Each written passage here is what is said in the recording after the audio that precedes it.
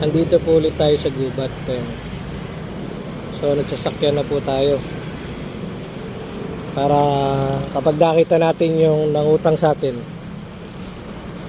dudukutin na lang po natin. Diretso dukot na lang po. Ayan.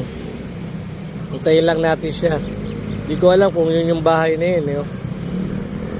Pasabugin ko na lang yung bahay na yun. Sa kaya siya nagtatago rito sa bundok na to. Joke lang yung papasabugin mga kasamaritan ha. Pero pag nakita natin siya, sigurado naman na dudukutin na natin siya na. Para kahit pa paano mahawakan na natin siya. Bibigyan natin siya ng pera pa pagka nakita natin siya mga kasamaritan. Sige mga kasamaritan, ang saya-saya.